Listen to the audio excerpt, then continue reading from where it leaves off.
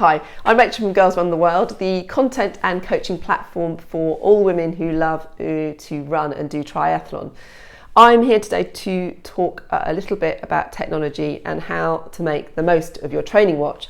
In my experience of training women exclusively over the last decade, of all different distances and disciplines and levels, we might have a training watch, but all we use it for tends to be to check our pace and to record how fast we did a race.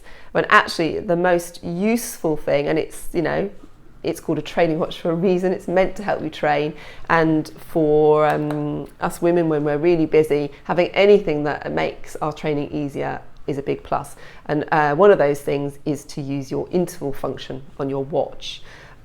You've probably all heard about it and all thought, oh God, I wish I could figure out how to do that. But again, sitting down when you're really busy and taking time out to figure out how to do it tends to come last on your list of priorities. So all you have to do is follow this video and it'll help. Take you a couple of minutes, that's all. So all you do is get your watch out. I'm doing it on a Garmin. All the Garmins work in the same way. Mine's a bit all singing and dancing because I do triathlon, so it's a multi-sport one. If you go into the running section then find the settings and then go to training. Hit training. There'll be lots of different things in there. All you have to do, go to intervals, press intervals. You'll get do workout, which will take you straight into it, or you can press edit. Go into your edit function and then you'll see intervals. See mine are set up for time intervals.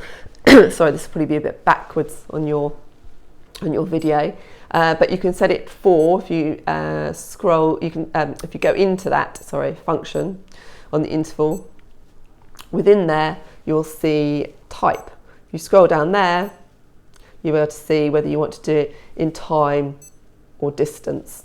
So I'm going to do it in time. Click time, go back, and then click into the interval. You can see mine set for 4 minutes at the moment. You can go in it and change it however you want. I'm going to keep mine on 4 minutes. So you confirm that.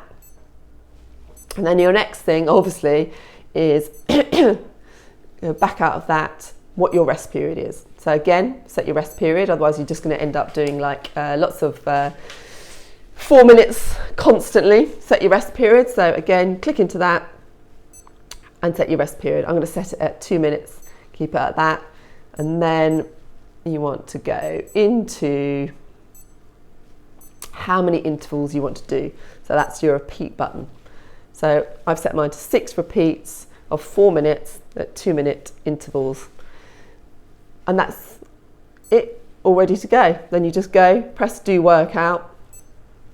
It'll ask you to press the button to start. You start running, and then when you're ready to do the interval, you do the interval. And the watch will start beeping at you as you come to the end of those. In my case, 4 minutes, it'll go beep, beep, beep, beep. When that happens, you know you can stop and do your rest. It's a brilliant way of making sure you start to train towards what your body feels like at a certain intensity, because you no longer have to look at your watch to find out when the time is over. Although I'm sure if you're running hard enough and it's painful enough, you'll be looking at watch thinking, when is this going to finish? However, it's a great device and one that's really useful if you're a woman rushed off your feet, you're really busy, you've got to do your interval sessions and you've got to do them on your own because it holds you accountable. It's much easier, especially in the winter time when you're running potentially in the dark in the mornings and you actually can't see your watch, to look at when your interval's over. The sound will tell you. So give it a go. Any questions about any other functions or settings on the watch, just comment in the section below and let us know how you got on. I hope that's useful.